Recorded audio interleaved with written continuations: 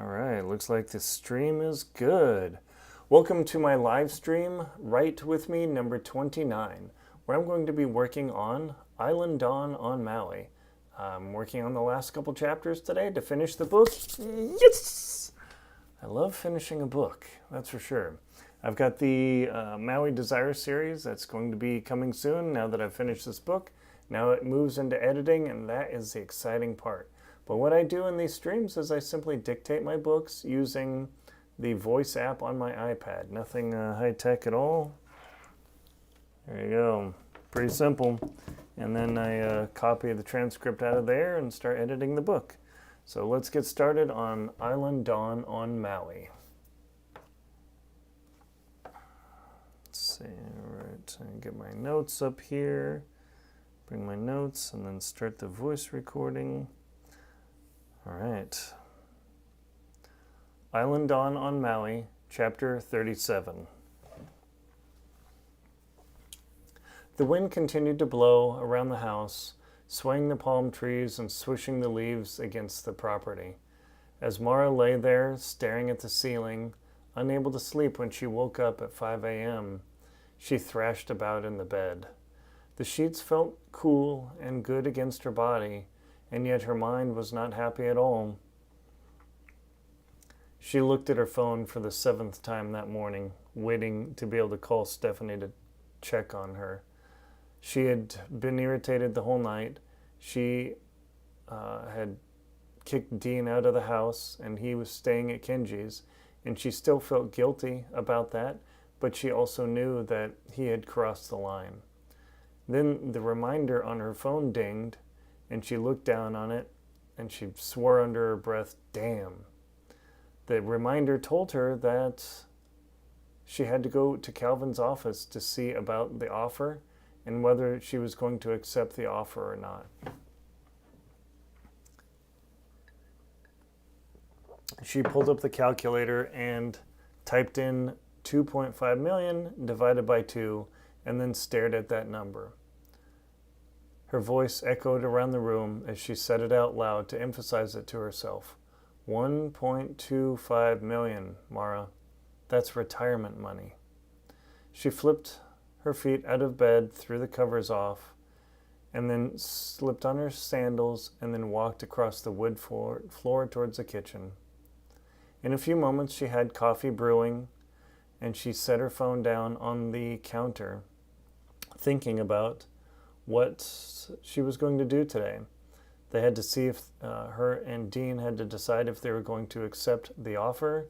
She knew that there was still damage on the property, and the Lull cottage had taken quite a bit of damage. It had received $20,000 in damage on the roof. She began doing a web search and discovered that was basically a new roof. But from what the contractor said, who was going to show up today to begin work, that's really what needed to have happen, because the boards were damaged and there was nothing to be done after the tropical storm blew through.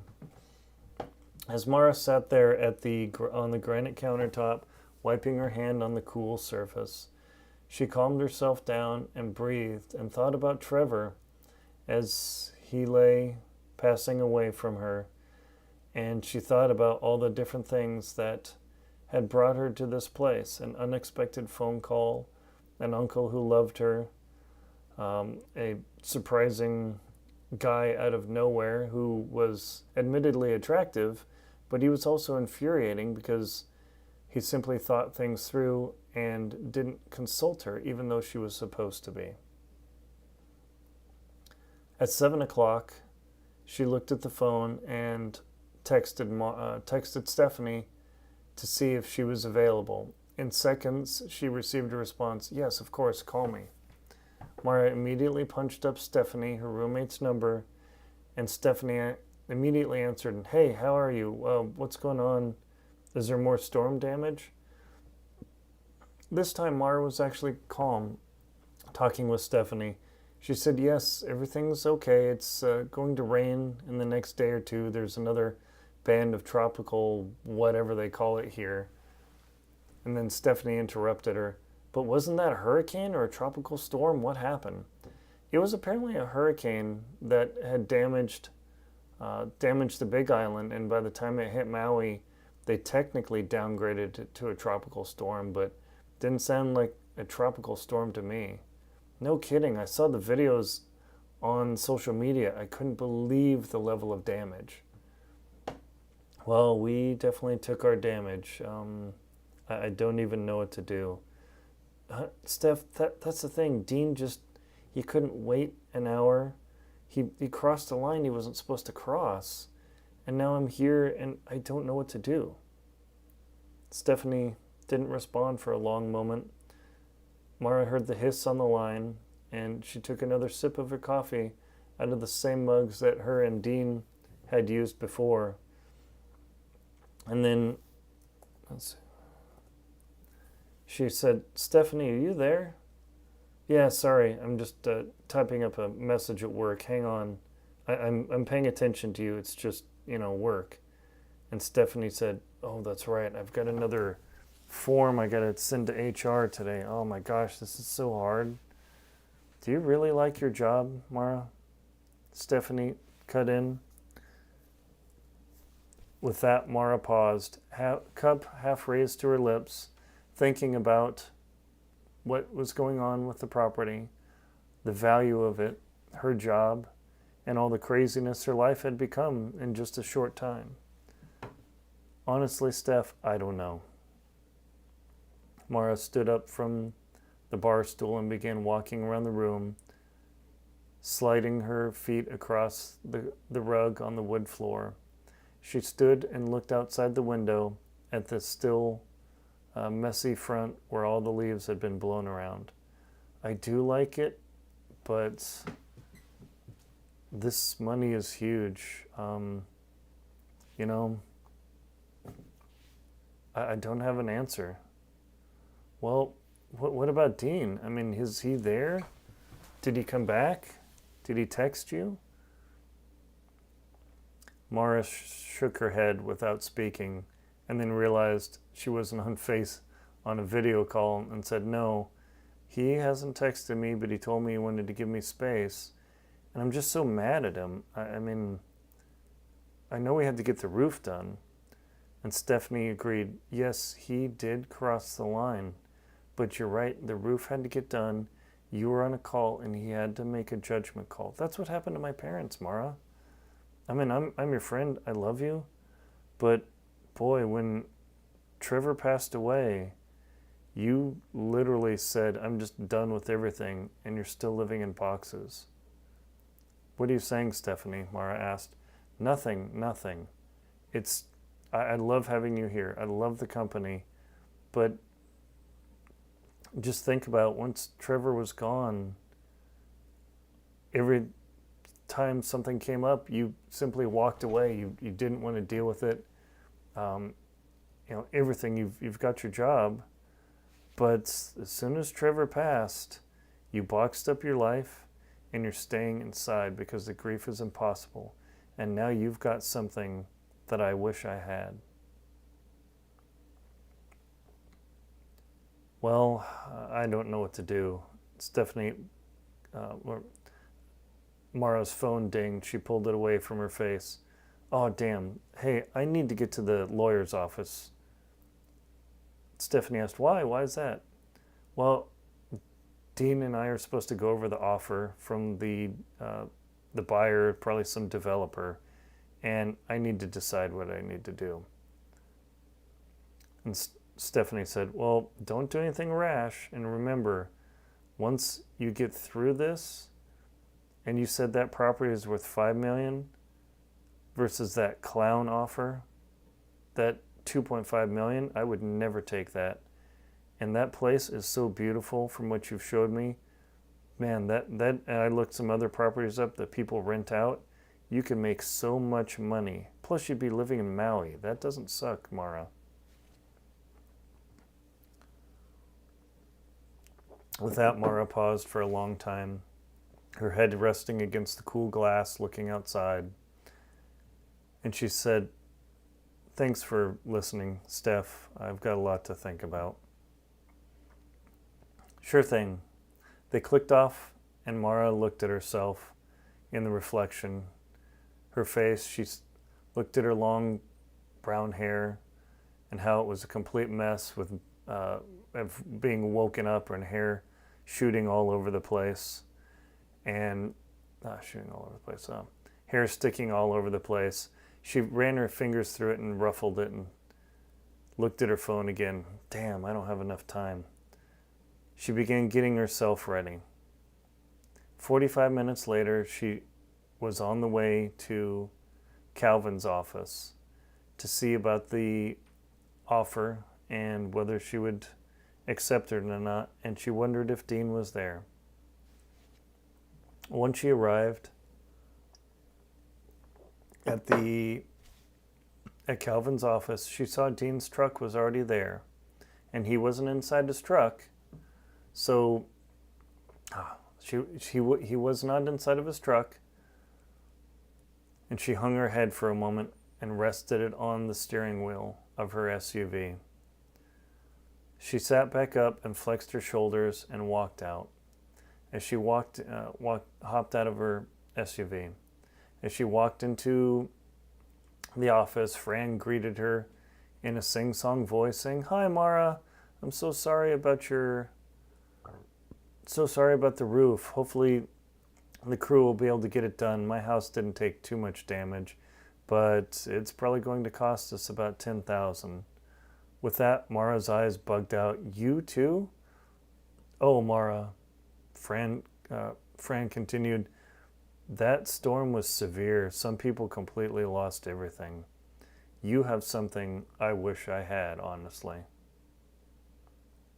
"Okay, thanks, Fran. Sometimes I've been told that before a few times."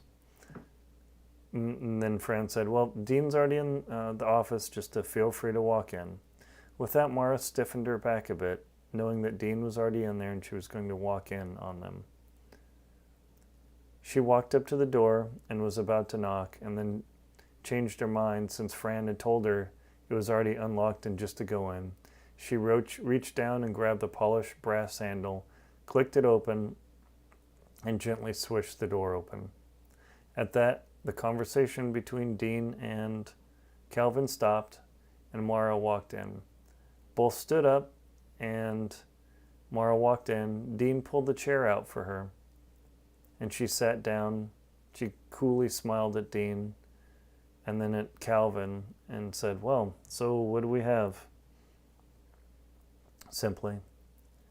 Dean said, "Well, good morning. Hopefully you slept okay?" "Yes, I did. It was weird listening to the rain there by myself, but in any case," she looked back at Calvin. "So what do we have going?" Calvin said, "Well, the offer stands, and it's available through close of business today. And then I'm not sure what they're going to do, but they're kind of hot on saying, hey, put up or shut up," is basically what it is. It's not a lawyerly thing to say, but it's the reality. I've seen this before. Dean folded his hands across his lap on his khakis, his bright Hawaiian shirt contrasting his leather belt, and he looked at Mara with soft, gentle eyes, waiting to see what she said. She turned and faced Dean and said, "What do you think, Dean?" This caught the man by surprise, and he said, That's what I need you to decide, Mara. I mean, we're in this together, but without you, I am just as trapped, even if I am 51%. With that, Mara looked at Calvin and said, "And now I see why my uncle made me 49%. If it were up to me, I would have taken the 1.5 million and left and been done. And now I realize just what this place is worth. That 2.5 million is still way under what the property is really worth if we get it all going and fixed up like those other plantation homes, isn't it?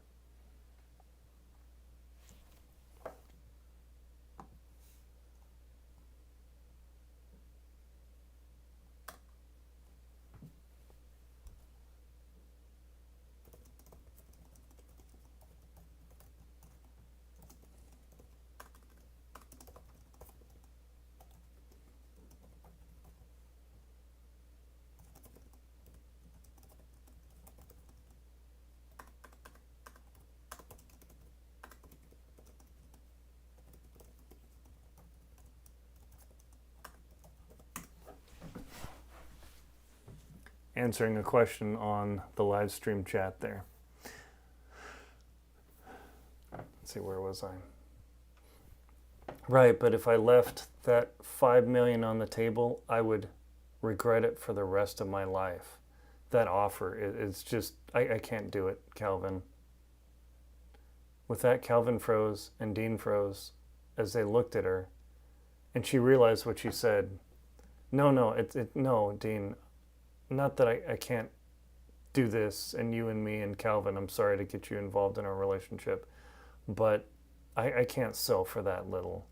I don't even know if I want to sell. I was talking with my college roommate, who is now my roommate, and not to be too much TMI, but I'm living in boxes and I really like it here. I just don't know what to do, but I'm not losing that level of money just for a lowball offer.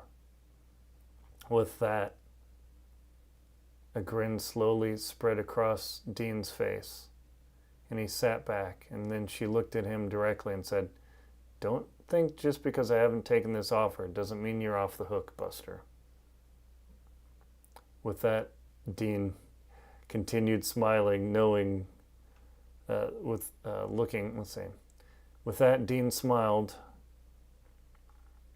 I continued to smile and sat back and looked at Calvin, and Calvin said, "Okay, if you don't want that offer, then I'll send a formal rejection.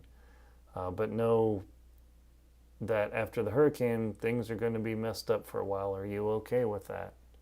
I mean, you could just walk away and be done, and Dean would have to agree." And Dean said coolly, "I would agree to what you want to do, Mara.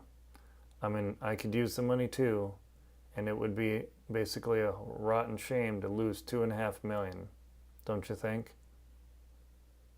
Mara flexed her lips and licked them and looked around and said,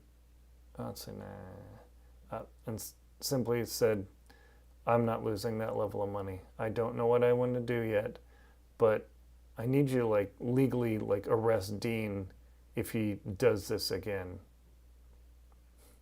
With that, Calvin laughed and said, "Well, I can't quite arrest him, but maybe we'll beat him with some wet spaghetti noodles or something." With that, the tension in the room broke, and Mara laughed and said, "Well, I don't know what to do other than there's no way I'm leaving that kind of money on the table. Is there anything else we need, Calvin?" He shook his head and said no. He wiped his hands across the dark wooden desk and clacked a couple keys on his keyboard, on his computer, and then he looked back and said, "I'll put the formal rejection of offer into the buyer's agent, and you guys can go on your merry way." With that, Mara stood up, and Dean stood up after her, and then Calvin stood up and shook both of their hands and said, "We'll see what comes in next. You never know, and they might change their tune. Best of luck to you two." They both turned and walked out of the office, and Dean clicked the door closed. They waved to Fran, and she said, "Okay, goodbye, you two. Good luck with the repairs, and keep me updated, okay?" Mara smiled and took one of the caramel candies out of the dish that Fran kept, and then they both walked out the door. Once the door clicked closed and they walked into the parking lot, she looked at Dean and said, "Look, I don't know what I want to do yet. I'm debating my options. We need to talk, but right now I need some more alone time. Are you okay with that? The roofing guys are already there, and everything seems to be going okay. Dean reached out to Mara's shoulder, and she stiffened a bit, but let him massage it for a moment, and then he let his hand down, and he said, "Look, I know you're mad, and I really apologize, but I have feelings for you, Mara. You're a beautiful woman. I enjoy spending time with you, and I look forward to spending a lot more time with you if you'll let me have that." With that, Mara's mouth opened to say something. She paused, looked away at the cars driving by and the traffic noise, and then looked back at him and said, I need to grab a lunch, and if you don't mind, I want to do that by myself. And if you need to go to the property to work on something, but I just need some alone time, okay?" "Sure thing, Mara. I appreciate it. Keep me updated. I will pop by later, and I'll just say hi, and I'll talk to Wes, okay?" "Sure thing." With that, Mara turned and walked away, and walked to her SUV, and Dean to his pickup. He watched her the entire time. As she hopped in her vehicle, she turned it on, punched the start button to turn it on, then looked over at Dean as he pulled out. He waved at her, and she involuntarily waved back, not wanting to smile, but inside struggling with what she wanted to do.